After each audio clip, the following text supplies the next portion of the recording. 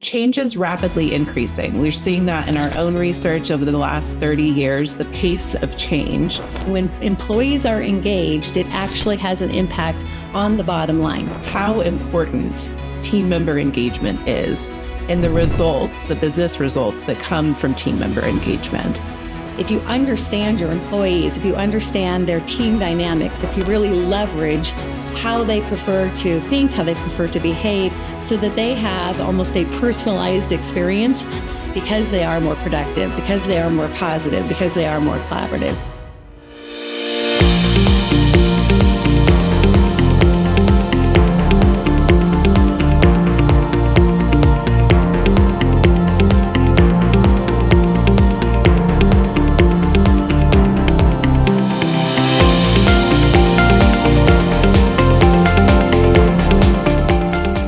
In our series of Women in Change, today we are here to discuss leading the workplace of the future. In this topic of workplace of the future, it is no longer in the future as such, because it is very much here. Because of what we are seeing around us with the technological advancements, the shifting expectations of the workforces, and with the global interconnectedness, reshaping and shaping as to how we work, where we work, and why we work. So the leaders of such workplace should now pause for a minute and think about their own limitations and bring together whatever they can to do to lead us into this workplace of the future. So when we were discussing this, ideally a leader possessed to lead this workplace of future, two things stood out for us. One was the leader needs to definitely be leading change from the front and keeping people first. So both these things stood out, and hence the choice of the panel, I think, could not have been better. Who could help us parse how culture and change help leaders shape their strategies for the workplace of the future. Please welcome Michelle Haggerty, the COO of Prosci, and Unger, the CEO of Emergenetics International, for this. Both of them are visionary leaders, and I personally consider them as leaders who possess this amazing ability of doing the right things with a smile on their face. And they have this, and they do this wonderfully. So welcome. Great to be here. Yeah, thank you, Sudeshna. Great to be here. Yeah, so it's some individual introductions before we get into the subject. So Michelle has been instrumental and has been the driving force for the 15 years in Prosci, and which brings Prosci to become the world leaders in change management of where they are. Her journey has been one of purpose. She has championed the mantra of change done right. So on one hand, she juggles the strategic part of the organization, and on the other, make sure that innovation and customer satisfaction is at its top notch. She has been with diverse industries, worked in diverse industries and organizations before Prosci, which has equipped her with this ability of translating complex changes into strategic actions. So today, when we are discussing this workplace of the future, her insights into adaptability and leadership will not only be relevant, but very, very essential. Thank you, Michelle. Thank you. Looking forward to it. Yeah. And it gives me great honor to introduce you to Marie. Her work has sort of redefined how we look at human connections and workplace productivity. So she is with 15 years of strategic leadership experience, and with previous experience of 20 years into education, from being a teacher to the education director. So her journey has been a testament of how she has kind of empowered individuals and teams, be it in meeting rooms or classrooms. So that way, the magic of emergenetics, as we say, has been brought into light by her in building a positive work culture for workplaces, in corporates on one hand, and Emergenetics Youth, as we call it today, in bringing together students and faculty into the way they collaborate today to a different height altogether. her blend of hands-on experience, this blend she has of her hands-on experience on the work and the drive to build this positive work culture makes her obviously invaluable speaker for today. So welcome, Marie. Well, thank you, Sudeshna. It's an honor to be here and excited for the synergy I know between Prosci and Emergenetics. I think it's exciting. So workplace of the future, we talk about a lot on workplace of the future, but we are today talking about the leader of the workplace, of this workplace of the future. And hence, we thought that we should be talking about the two most important things, that is change and culture. So my first question is to Michelle. How do you, with your background in obviously being a leader in change, what are your thoughts on leadership and change? Yeah, I think it's a really interesting intersection that we find ourselves in as leaders, as individuals in the workplace. One, change is rapidly increasing. We're seeing that in our own research over the last 30 years. The pace of change is higher than it's ever been, with indicators that will only continue to accelerate. And that's not just Prosci's research. You see that kind of across industry, across multiple research studies. The other thing that we're seeing that's an interesting intersection is how important team member engagement is in the results, the business results that come from team member engagement.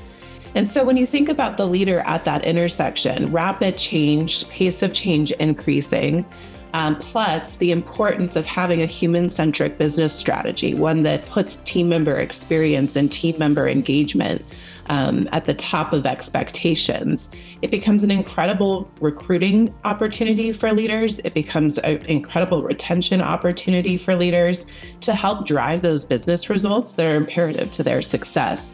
So not understanding or not having the skill set to lead through change puts risk behind all of that. Attraction and retention of talent, business strategy, competitive differentiation, all of that. So leaders understanding their role in change and what they can do differently comparative to their peer group and other organizations is a really important component of staying ahead. Marie, having helped so many organizations with building a positive work culture, how do leaders view culture, or what is the relationship you have seen between leadership and culture?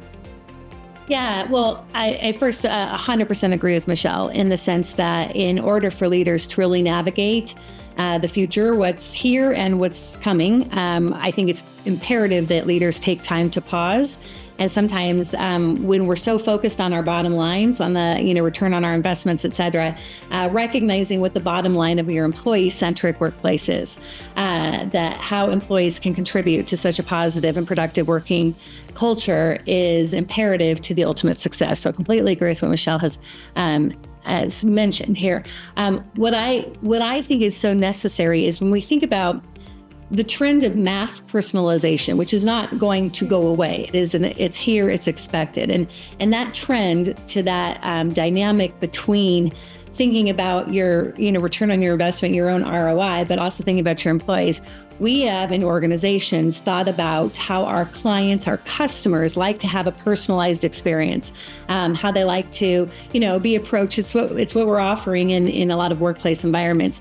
But I don't think what we've done is thought about how our employees like to have a personalized experience too. So I know the work that we do, we often talk about if you understand your employees, if you understand their team dynamics, if you really leverage how they prefer to think, how they prefer to behave, so that they have almost a personalized experience. I think that helps with the culture building, because we know that people will be far more engaged. It is part of research that is out there, pretty prevalent, saying when employees are engaged, it actually has an impact on the bottom line, because they are more productive, because they are more positive, because they are more collaborative. So working towards that personalized approach to leadership is an essential element of creating a really positive workplace culture. We are seeing this rapid technological advancements with AI coming in. Leaders need to kind of show the results, using the AI to get to those results, the top line, bottom line, all of it. In the whole journey, they have to kind of lead these people along. So So in such scenarios where we are seeing technology is advancing like never before, AI, we say, is not a jump, it is a kind of going to be a leap. It is sort of for mankind. And the challenges leaders are having, like, they have to have that workforce delivering those results for them. What are the challenges you foresee for leaders of today? Yes, I can speak to some of the research we started in 2023 around AI. Seeing, Sudeshna, to your point, how much that was going to be changing the future of the workforce, and not even the future, like the current state of the workforce, almost by the minute. And one of the things that we're seeing, which I thought was a very interesting evolution in such a very quick period of time, was not just thinking about what AI could do for organizations, which we started to see in 2022, really in 2023, but how quickly across 2024 leaders went from thinking about it to investing in it. One of the things that Prosci is noting in our client base and across multiple industries is the focus on which technologies to invest in, but not really thinking about the adoption of those technologies. And that has to do 100% with people. So if you're not creating this engaging culture, if you're not creating a collaborative culture, if you're not creating a culture that has the needs of the team members at the center of that, technology is going to give you maybe some cost savings here or there. But the real return comes from the adoption of those technologies and really thinking about the mindset, the behavior, the process changes that come with that technology. Leaders have a really important role in not talking about the what around technology, but the why behind it. What is the vision they have for that technology? What is the vision they have that technology can provide to increase the importance of the team members that they employ, increase the value that they add that is uniquely human, that AI doesn't do, but AI enables them to do more of because it takes some of those mundane tasks away, or it takes some of those more manual tasks away. So I think creating a really compelling future state kind of creates this connection that we've talked about around not only the ROI and the bottom line of the technology investments, the adoption of those, and really the team member experience and culture that you want to build around innovation and collaboration, which technology unlocks for leaders. So in agreement with what Michelle is saying here, that the technology itself, we know that we're in the fourth industrial revolution. We talk about that. We talk about the fact that the onset of advanced technologies is the place that we're in right now. And I think right now, the fourth industrial revolution is focusing on the technology, not necessarily on the people that need to navigate that technology. And what happens with critical thinking, the actual complex problem solving that we're going to need from the humans in our organizations to utilize that technology to our best advantage. Currently, a lot of things that are happening with AI, for example, are taking care of tasks, but not necessarily taking care of the true complexity that comes with some of the challenges that we all face in the workplace. So pausing to think about what will our employees need to not just learn, but honestly unlearn and relearn in order for us to adapt to the demands that are coming our way, and honestly benefit from it. We don't even know the jobs that are going to be created from what's happening with advanced technologies. And I think it's an opportunity for us to think about our employees in a way that is developing them in a space to navigate it. One thing that we talk about is the multi-generational workforce. And I think that is a huge challenge for leaders. We have 5 generations in the workplace today. And if you think about what it would take for, the learning, unlearning, and relearning of all these different generations, you're going to have Gen Alpha approaching the workplace soon. Gen Alpha will not know a world without advanced technologies. And so how is that going to be in connection with other people, their colleagues, in order for them to develop the synergy that it takes to create kind of this positive culture? And one of the things that we learned, it actually came from Deloitte's research, but only 6% of organizations strongly agree that their leaders are equipped to navigate a multi-generational workforce. And so as I think about the influence of technology, that the reality of a multi-generational workforce and what it will take to maximize the effectiveness of those technologies. To me, that leads us to what is being discussed in certain circles, and that is now the fifth industrial revolution, which is the opportunity to think about how humans are going to synergize, not just with humans, but with the advanced technologies and with each other in order to navigate things most effectively. So I think leaders need to be very aware of the fact that it's not just the technology that's bringing the advantage to their organizations or their workplaces, but how the people will navigate that technology and how important it is to make sure they're coming along with you as we embrace it. Absolutely. I think what both of you spoke of is very intentional leadership.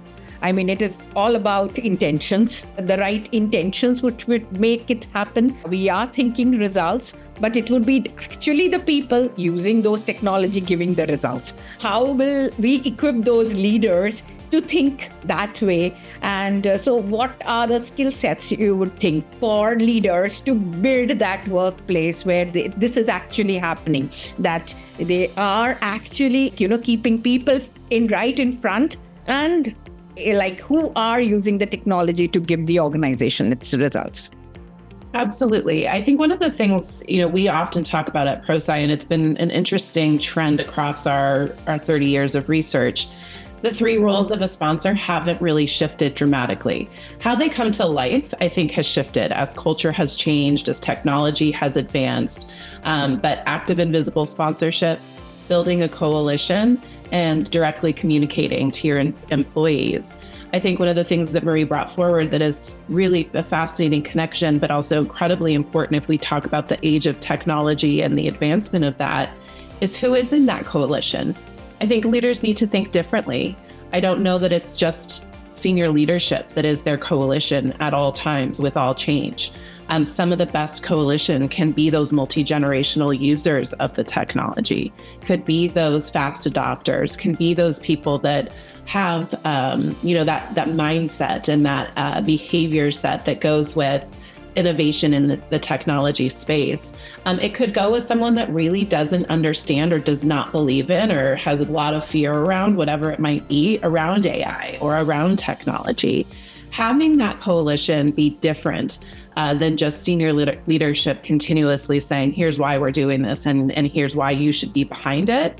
It's thinking differently about who from different generations, who from different areas of the organization is the right coalition to have. Those more informal leaders, if you will, not just by title or by level of the organization, but people, if you think about Emergenetics profiles, what are some of the profiles? The greatest minds at the table aren't necessarily the highest titles at the table. And I think that's something to think differently about when you think about building a coalition. Active and visible sponsorship in this space, I think, is incredibly important when you think differently about what is the technology that I'm using? How do I show up in meetings or in the way that I collaborate and think differently about my usage with team members and technology? If I'm not doing that as a leader, it almost becomes empty words. Like, yeah, we get it. You want us to use this technology so the business saves money, but you yourself aren't really demonstrating those behaviors. That's really important, especially when we think about different generations. It becomes even more important to think about that. So I think the ABCs of sponsorship and Prosci's research continue to hold true. How those come to life, I think leaders need to think creatively about, especially given the culture that they might be trying to create or trying to maintain within their organization. I would add on to that. I mean, it's clear why there's such synergy between the work of Prosci and Emergenetics, because Emergenetics for the 30 years we've been around have talked about the power of sort of me. It comes from socioanalytic theory, right? But we now are looking at social neuroscience and how humans like to make sense of the world and feel like they are contributing in the world. And so we talk a lot from a leader, it's me, we, us. So me, what do I need to know about myself in the way that I prefer to think and behave that can have an influence on my team in general. So first starting with what are my preferred ways of communicating, my strengths, the challenges that I see. We often talk about blind spots, if there's something that I'm missing, especially when working with a team. And as Michelle just said, if that's a sponsor, it's important to note, what does that look like when they're working with the team, which then gets to the we.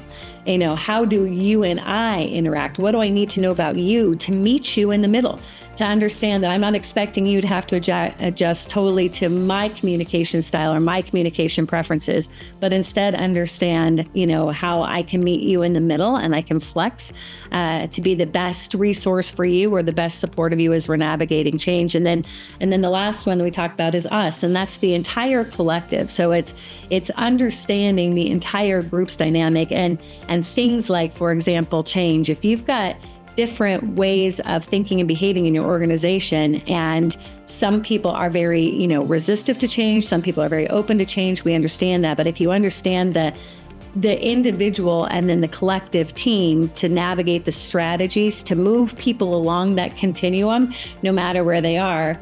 And I love what Michelle said about almost like the visible sponsor, like walk your talk, be a model for the people in your organization so that they can look to you and say, wow, you really do not only get me, you understand the challenges that we're facing and or where this may make me feel scratchy, and you're willing to give me some resources, some scaffolding to make sure that I'm able to make the adjustments that need to happen to make this, whether it's a project, whether it's the change that you're going through, be as successful as possible.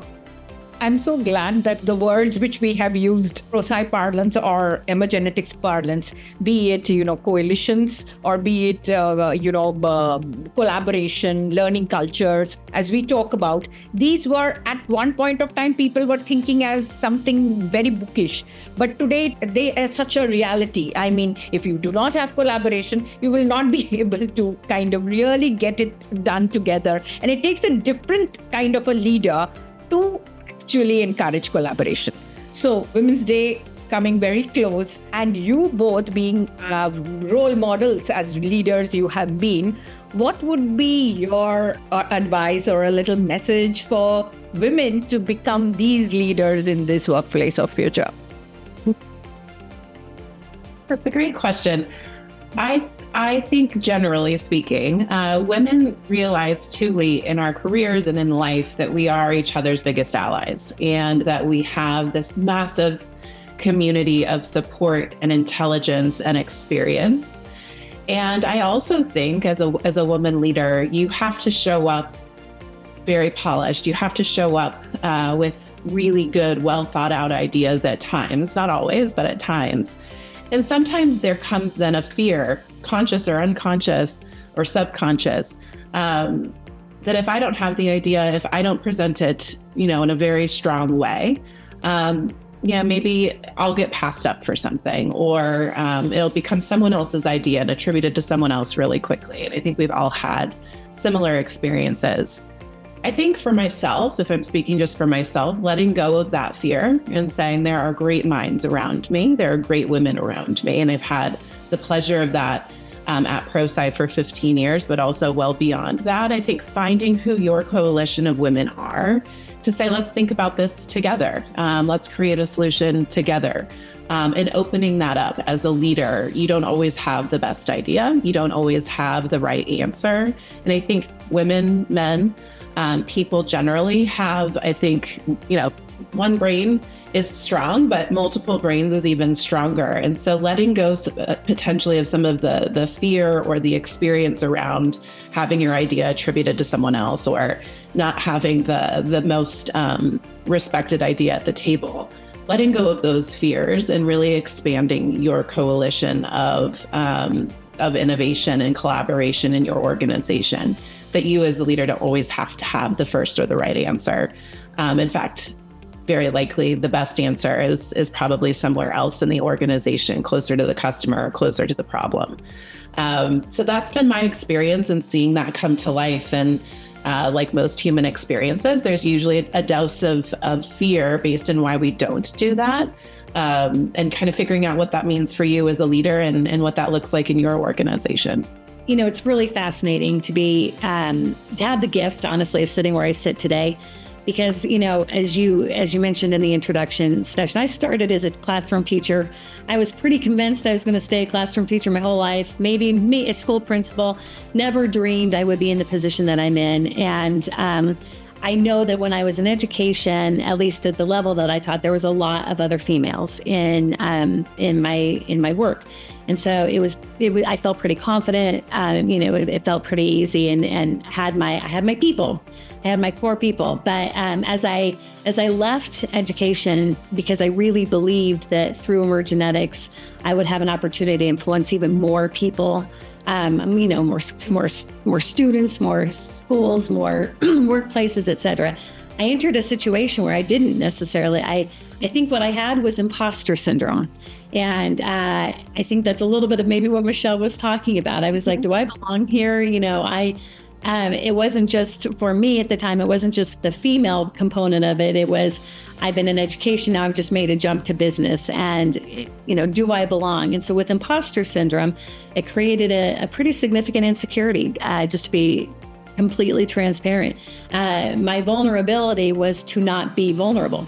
I wanted to show that I could do it all. I could handle this all. I could navigate all the situations. And then I had the gift of amazing mentorship as well. And truly, the founder of Emergenetics is one that I would say is probably my primary mentor as a female who started this industry 30 years ago, created this profile, over 30 years ago. She walked into places where she was the only woman and was trying to tell, men how important it was to have some empathy in the workplace. And at the time, that was kind of an unheard of concept. But standing steadfast, I think, in your beliefs for why your rooted purpose for why you're doing the work that you're doing, and standing steadfast in the beliefs of who you are, what you do bring to the table, your strengths, your gifts, I think are two things that I had to learn to lean into and trust. To be honest, just trust, Marie, you know you can do this. And then I think the other thing that I've learned, and Michelle spoke to it, it's listen first, and probe, ask questions. And then it's kind of like this combination of listen, learn, confidence, and grace. If you're willing to listen, if you're willing to learn, if you believe in your own confidence, and then you navigate situations with grace. I mean, we are human. We aren't necessarily perfect. We're not robots. We understand that there are nuances in different situations. If you have grace as you navigate those situations, then I think ultimately, no matter where you sit, you will have, you'll have that trust in yourself that you can do this. I think you were the choice for this panel, because I think as leaders, you could speak this. And this is what leaders need in the workplace of the future, to let go of those fears. They are listen well. I mean, all the things which came up, and you saying, if not only women, if men also heard them, it would be so good to see that it is not women, but it is those feminine qualities, as we say, which would be the great qualities for leaders in the workplace of the future, which would get the right men and women work together and make technology and people thrive. So thank you so much for this. And it was lovely, this discussion. And I'm grateful that we had this discussion.